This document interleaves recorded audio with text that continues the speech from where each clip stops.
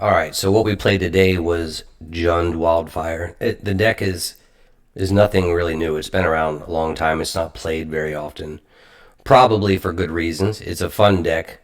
It's got some game to it, so it's not anything that I would look at as being maybe tier one or even tier two for that example. But it does have some game. It is fun to play. It's pure value. What I've got in this particular version, we're running the Cleansing Wildfire card, which is going to hit the artifact lands and ramp out. That's everyone kind of knows that's how the card is meant to play. It's got some game against some other opponents though too. So if you're playing Affinity, not to hit their artifact lands, but their non-tapped artifact lands, Tron, other things, Cleansing Wildfire can be used either way, but mainly it's in the deck to be used for us because we're trying to ramp out. We are running 23 lands, 12 tapped for Cleansing Wildfire. I'm not running any other fetches to get basics. Cleansing Wildfire is going to get the basics, so it's kind of a pseudo fetch land with a draw card.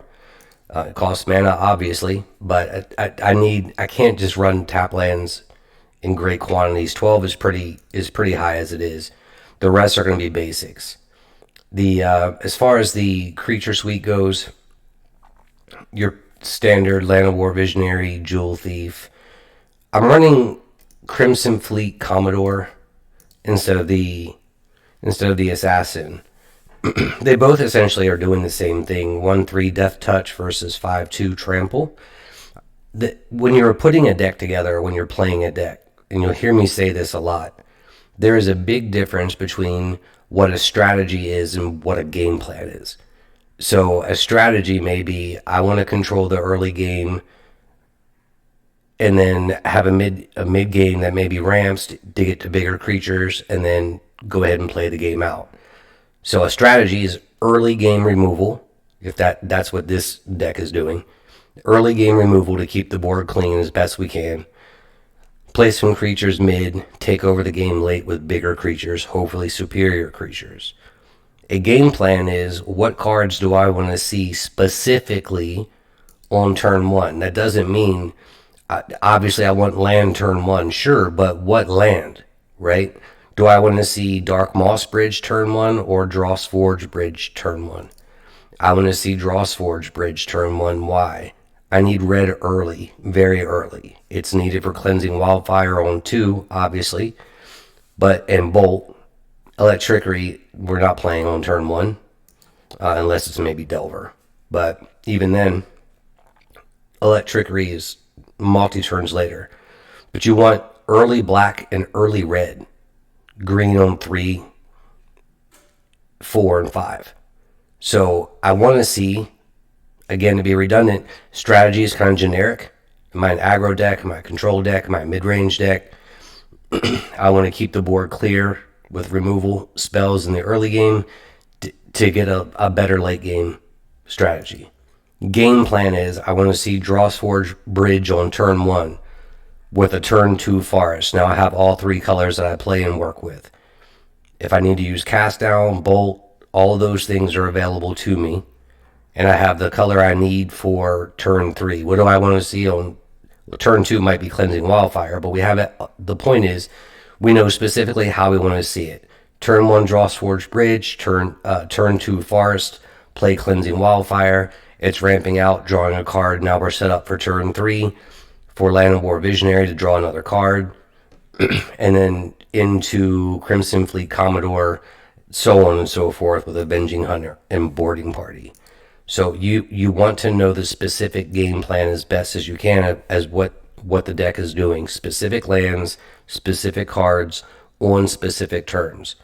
Not just a strategy is fine. You start with a strategy, then you build a game plan on what you want to see. The removal suite, you'll see that there's 2 Blightning in the deck. It's in there because I love Blightning, just going back from old standard days with Bloodbraid Elf. Blightning, unfortunately, I think needs to go to 0. At the moment, it's kind of a glorified Lightning Bolt. There's so much card advantage in Pauper that discarding 2, there's moments it can, impact the game. But I think because of the tap lands that we have, and other things that are going on. We just really need to stay alive, right? We want to control the early game with cast down, bolt, or edict while ramping, and then not die until we can really start taking over the game on turns 4, 5, and 6, mainly 5 and 6. So we're using Electrickery instead of Fiery Cannonade, which is in the side. In my opinion, end of the festivities, Electrickery, Fiery Cannonade, Breath Weapon, whatever you're using in your deck, they all get the job done. For me, I'm using Electrickery because it's instant speed, so is Cannonade and Breath Weapon.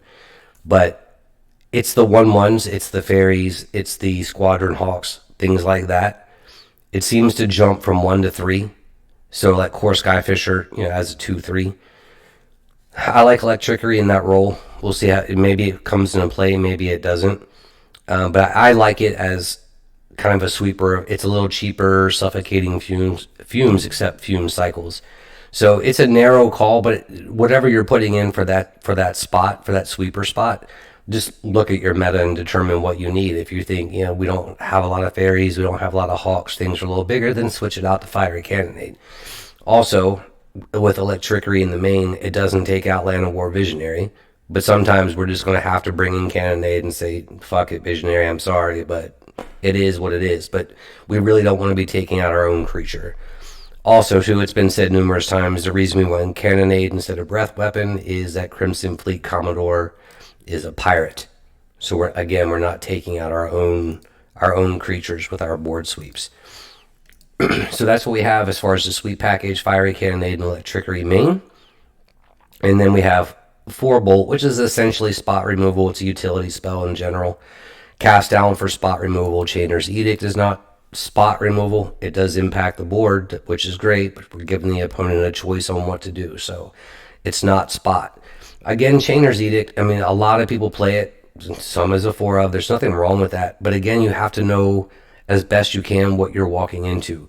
Maybe Diabolic Edict is better in your particular meta. For us, I'm looking at Chainer's Edict, that the odds of us casting Chainer's Edict for 7 mana, the way, not necessarily what the opponent is doing, but the way this Jund deck plays out, odds are Chainer's Edict with the flashback 7 mana cost is going to be more important than to play Diabolic Edict as an instant speed 1 of, 1 turn or 1 time. Some people play Innocent Blood. That's fine too. But we're going with 2 of Chainer's Edict. With Blightning being in the deck when we ran the match, I really think that Blightning is we either have 4 Chainer's Edict and 1 Pulse of Marasa, or we cut Blightning and Pulse for Weather the Storm, 3 copies of, or some combination thereof. But I'm pretty convinced Blightning needs to go to 0. And then we either bring in Weather the Storm. I don't know if more than 1 Pulse of Marasa is where we want to be, but I am pretty convinced that Blightning should be 0. Even though, and I'll make mention of this, you will see Blightning impact the game in game 1, but that's result-oriented thinking. What we don't want to do is go, oh, Blightning worked out in our favor in a particular game. Now I'm in love with Blightning no matter what it does in other games. It worked one time, or it was great one time, and therefore I'm in love with Blightning.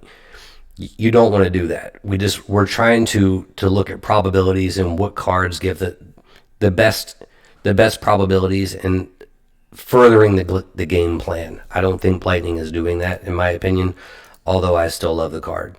So again, we've got turn 4 Crimson Fleet Commodore, turn 5 Avenging Hunter, turn 6 Boarding Party, and we by that point, turns 5 and 6, even though the opponent's life total is not reduced to 0 yet, we should have a really good idea of whether or not the game is ours or not. And the other cool thing about Jund, in my opinion, it's got the best removal package, but you can tune it however you want it. Maybe some people want to run Galvanic Blast versus Lightning Bolt. I like Bolt, but I can see the argument of running Blast instead of Bolt. You're going to pick up an artifact off Jewel Thief most of the time, not 100% of the time, because sometimes you're going to have to sacrifice the token. So I'm with Bolt on that, but maybe you want Terminate instead of Cast Down. Maybe your meta is more Tolarian Terror based and you want more Chainer's Edict, the cool thing about Jund is, as a toolbox, the cards do what they do, right? They don't really rely on a lot of other things for them to work effectively. So as far as the removal suite is concerned, it's one of the better color packages, and you can choose a lot of different cards as far as what you want to put in as a removal suite. But that's what we have in this one. As far as the sideboard, weather the storm in the event we need to gain life, I think right now there's 1 Tranquility and 3 Deglammers. It probably should be 4 Deglammers and just get rid of Tranquility. We'll see how that works. It's just a one-off, but I think in any affinity matchup, I think we really want 4 Deglammers. 3 might help some, but I like to use Deglammer on their land base, not their creatures per se. We have answers for creatures to a point. They can recur them, but I like to use Deglammer to attack their mana source. If I'm playing green, I almost always play Scattershot Archer. Some people do, some people don't include it at all. If I'm playing fairies, I'm fine with it. If I'm playing against fairies, I hate playing against fairies. I don't like the matchup. It's annoying as hell to me. So if I'm piloting it, it's one thing, right? But if I'm playing against it, it's a totally different story. I like Scattershot Archer for the fairies matchup. I don't like just throwing cards in there generically, like, oh, we have to deal with flyers or we have to deal with artifacts. I'd rather know specifically why we have it. The third Chainer's Edict is for Tolarian Terror. 2 is not going to be enough. Scattershot Archer's there for the fairy matchup. The Deglammer's there for the affinity matchup, for the Bogles matchup. Nile Spellbomb is in there for the Tolarian Terror matchup. And also the affinity matchup. Whether the Storm is going to be for red or Zoo or any other deck that's getting off the ground quickly. But there's specific reasons the cards are in there. The sideboard's not built in such a way where it's, let me have 4 cards that deal with artifacts, 4 cards that deal with the graveyard, 4 cards that deal with... some people build that way, but that's not how I build it. Right? If I'm putting something together, what do I think the likelihood of certain specific matches are to come up? And then I build the sideboard out of that, as well as the removal suite. It's the same concept. All right, so this is match 1, game 1. Occasionally I'll pause it.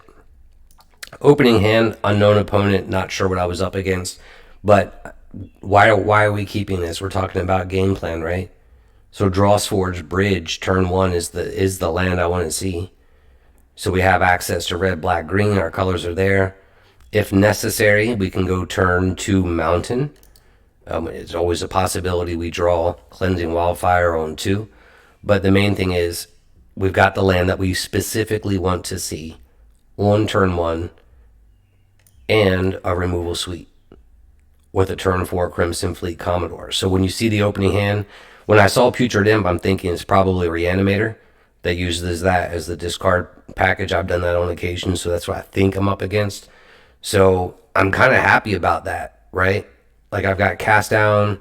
If they can go off on turn 2 and we're untapped, we can deal with a lot of different things, as well as the sack outlet or the sack package with Chainer's Edict.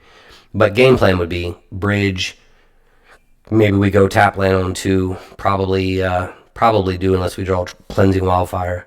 And then turn 4 Crimson Fleet Commodore and hopefully go from there. But again, I thought it was Reanimator. Is what I thought we were playing against. When I saw green, I got a little confused. I'm like, okay, this is going to be Dredge. But when I saw the forest come out, I was like, what? Oh, and then I saw Wild Mongrel and went, we're playing against Dredge. I don't know what other creatures he's playing on 3, so we went with Untapped Mountain. Commune with the Gods made me think maybe it's a Tortex deck. I'm not sure. He did put Viscera Dagger in the graveyard. He's got 2 of them. It's a great card. I like it a lot. We're keeping it open not to obviously kill the daggers. They're going to kill themselves. I don't also, too, you'll see this happen a lot, and I'll take a second to say I'm not an expert Magic player. Yes, I've played this for a long time, more than 2 decades. There are way better people that play the game than I do, right? I'm just giving you ideas on what I do, what I see, why I'm making the play that I play. I'm as humble as it gets. You guys that watch this stuff probably know a whole lot more than I do. But there are expert content creators that are out there that'll give you great things. If something I can do to help you works, great. But I am humble in this regard. You will see me make mistakes all the time. Right now, we've got 2 open, and we know we got another dagger coming. A lot of people that are new to the game really get petrified about their life source, right? Your life is a resource. You can let it burn out. You don't die until you get to 0 unless you're playing poison, which is 10. So you'll know when you start getting into that range that you need to be concerned. For example, if I'm playing against Affinity, there's a Enforcer or 2 on the board. I don't like to fall below 12 because I'm thinking it's 8 plus Galvanic Blast, 12, done. But in this particular matchup, I don't know if he's got other things coming that I have to deal with.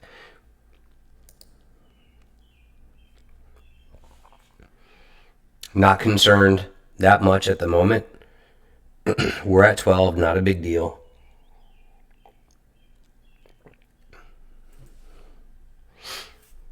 I think there's probably, when I was pretty convinced at this point it's not a Tortex deck. So I'm thinking, oh, what has he got on the end stage, which is probably Gurmag Angler, maybe a Necromass. But I'm a little concerned at the moment just of what's in our hand. If he plays something large, I don't really have an answer at the moment.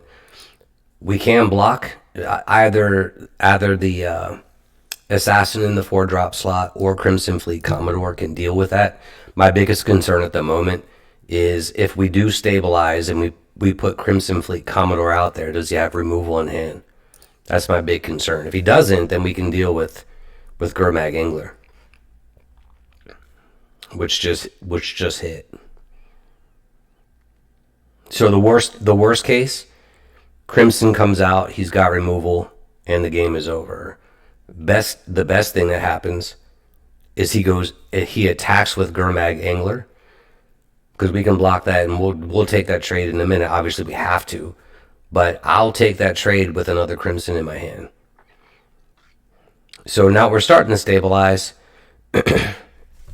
Some people might think, why didn't I play Crimson Fleet Commodore or something else? I can't stress this enough. There's an old article by Mike Flores, a master of the game.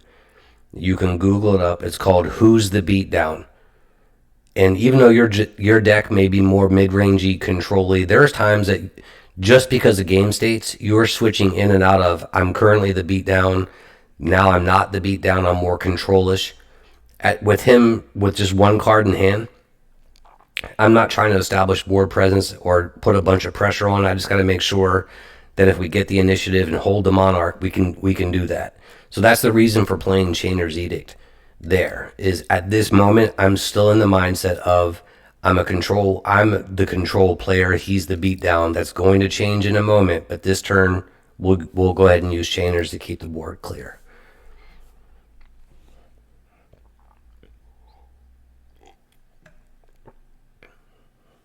Even though we're at 4 life, we are so far ahead right now that barring something I'm not expecting, there's no issues here at all, especially with drawing Boarding Party off the top. I have another Chainer's Edict in the graveyard. I could play Boarding Party, try to swing and do some stuff. No, I'm going to work out of my graveyard if I can and keep cards in my hand. He's on a massive clock. Gurmag Angler is no concern of mine at the moment. You'll see Boarding Party hit what? Boarding Party hit Lightning, reducing his life total to 10, which gives us lethal with the attacking creatures. That in and of itself is not a reason to just play Lightning because it worked out one time. I'm still convinced, as much as I love the card, at the moment it's a glorified Bolt. Game 2 of match 1. I love the opening hand. We talked about it earlier. Draw Sword Bridge, turn 1. So we got the land we want to see.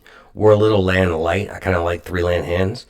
But we do have the Cleansing Wildfire to ramp us there. We have the Nile Spellbomb to disrupt their strategy. We've got a turn 2 Lightning Bolt. It's a great hand. Cleansing Wildfire gets us the green. I keep this hand all day.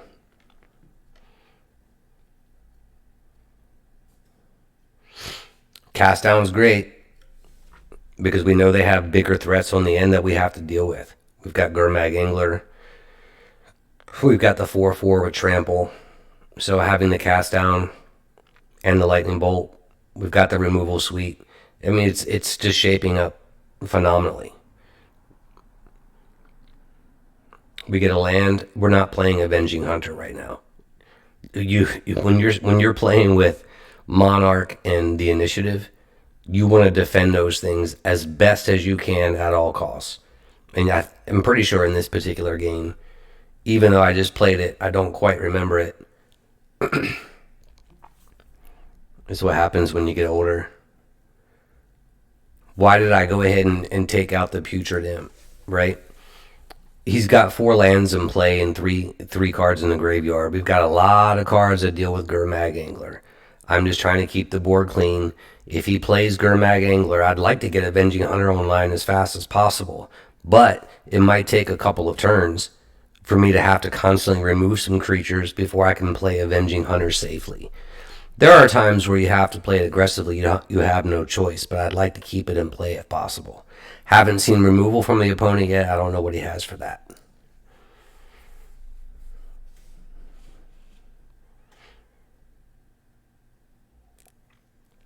Trying to keep the graveyard empty didn't work out with the Grizzly Salvage play.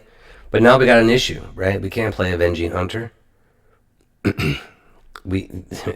His Saltai Scavengers got flying, 3/3 flyer. Not concerned about the life damage. I can't keep Monarch. I can't keep the Initiative if it's in play without having the removal that we need. So the worst thing I could do here, in my opinion, is play Avenging Hunter. It dies to removal, and then he goes ahead and takes the Initiative. We absolutely do not want that to happen.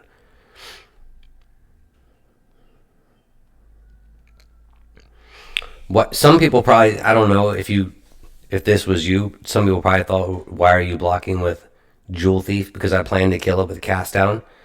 I'd prefer him to be empty-handed, I think. I'm not sure what he's going to discard, but my thought process is before the attack and block phase, he's going to discard his hand, trying to save his Wild Mongrel. So we just basically block to force him to do that, and then we play cast down to get rid of it. And once that happens, we should be in good shape. Hopefully stick the Hunter, but he's getting ready to play another card, so what's going to happen, don't know. Plays another 3/3 flyer that I can't keep the Initiative with, so I have to burn another one. But that's okay. It's a great turn, right? He's not going to block the Jewel Thief. If he did, I'm going to kill it anyway. I'd probably kill it now. But we get to ramp out some more, hit our land drop. I do make a mistake on this turn. He's got 1 card in hand. I should have went ahead and taken the 3 damage, and then on the end phase of his turn, cast down, because maybe I want to cast it on something else. I know we have another one, but the point is the better play was to go ahead and, in my opinion, to take the 3 damage and then deal with threat on the end phase. But everything is great right now. We've got Avenging Hunter. We've got another removal spell. Things are going along just fine. He hadn't played removal, and all the bone is not that big of a deal. He's about to be on a 2-turn clock, right? Because when Initiative gets to Forge, if Jewel Thief and Avenging Hunter stay in the game, it's 10 points of damage per turn. You got a 2-turn clock.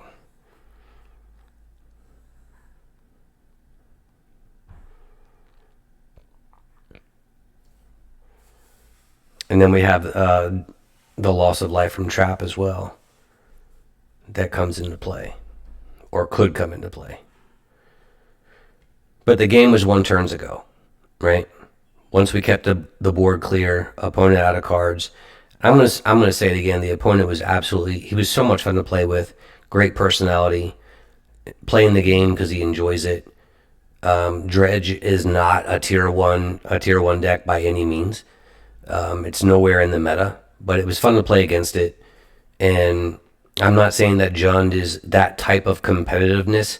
Maybe it's just a worse version of Panza. Maybe 3 colors is just trying to do too much. Some of the cards are the same, right? Boarding Party, Avenging Hunter, Land of War Elf, no, not Land of War Elf, but the Land of War Visionary. Is Jund a worse version than Ponza? Maybe, maybe not. I don't know. We'd have to get some more games into it. But hopefully some of the sequencing, some of the game plan, some of the card choices make sense. And as always, if you see a misplay or a better line of play that could have been taken, put it in the comments section. I'm not the greatest player in the world. I just enjoy playing the best game in the world. Stay safe. Be well.